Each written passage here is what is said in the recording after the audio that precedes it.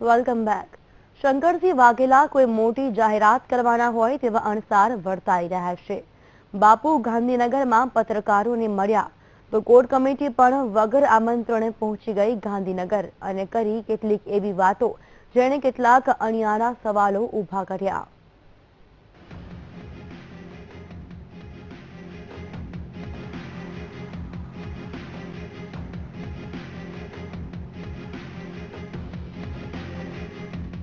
શંકરસિંહ વાઘેલા અને વસંત વગડો હવે રાજકીય હલચલનો પર્યાય બની ચૂક્યા છે। કયાસો ખૂબ લાગ્યા કે બાપુ જાય છે, બાપુ લડવા તૈયાર છે અને હવે બાપુ નિવૃત્તિ લે છે તેવી વાતોમાં કેટલો દમ છે તે જાણવા 2 દિવસ રાહ જોવી પડશે। કયાસોને ક્યાં કમાન હોય છે, પણ કોંગ્રેસની કોર કમિટી આ 21મીની તારીખવાળા બાપુના સંદેશા વિશે કાંઈ જાણતી હોય તેવું લાગે છે। બાપુએ સંમેલનની વાત કરી તેની ગણતરીની પળોમાં તો સિદ્ધાર્થ પટેલ, શક્તિસિંહ, મોઢવાડિયા, હિંમતસિંહ, પ્રભાબેન અને તમામ નેતાઓ શંકરસિંહના ઘરે પણ પહોંચી ગયા। બાપુને મળીને નીકળેલા નેતાઓને પત્રકારોએ રોક્યા તો મોઢવાડિયા બોલ્યા કે ભરોસો ન કરવો। મોઢવાડિયાએ એક વાક્યના 2 અર્થની વાત કરી। ડ્રાઇવિંગ શક્તિસિંહ કરતા હતા અને બાપુને મળવા કમિટી ગાંધીનગર પહોંચી હતી। ગરબા ડ્રાઈવર હોય એનો ભરોસો ન કરવાનો। ગરબા ડ્રાઈવર હોય એનો ભરોસો ન કરવાનો। વાત આગળ વધી તો કોઈ સવાલ વગર જ સિદ્ધાર્થભાઈ બોલ્યા કે અમે બાપુને અમારી લાગણી જણાવવા માટે આવ્યા હતા કે જો બાપુ ઘરે બેસવાની વાત કરતા હોય તો તેમણે એવું વિચારવું પણ ન જોઈએ। સવાલ એ છે કે કોર કમિટીને ખબર કેવી રીતે પડી કે બાપુ 21મી તારીખે નિવૃત્ત થવાની વાત કરવાના છે। સિદ્ધાર્થભાઈએ શું વાત કરી તે સાંભળીએ। લાગણી સાથે મળ્યા હતા। શંકરસિંહ વાઘેલાજી પક્ષના અને અમારા સૌના વરિષ્ઠ આગેવાન છે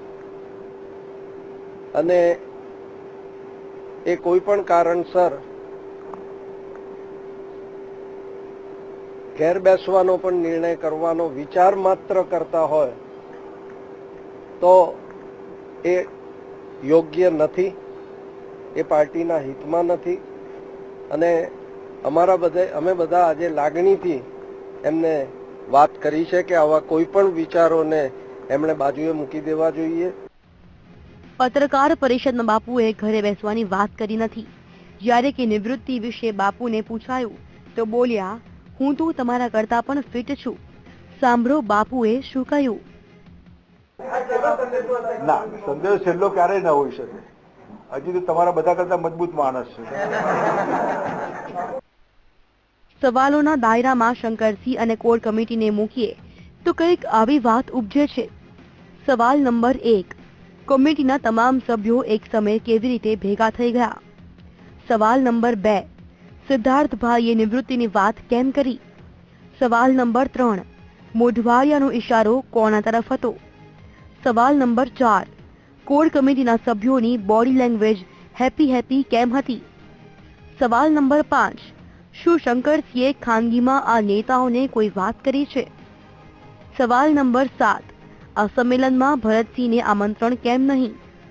સવાલ નંબર 8, બાપુનું ખાનગી સંમેલન મહાત્મા મંદિરના સરકારી કેમ્પસમાં કેમ। આ સવાલોના જવાબ શોધવા કોઈ અન્ય કમિટીની જરૂર નથી। માત્ર 2 દિવસની રાહ છે। આ તમામ સવાલોના જવાબ ગાંધીનગરના મહાત્મા મંદિરમાં 2 દિવસમાં જ મળી જશે। Bureau report, VTV news.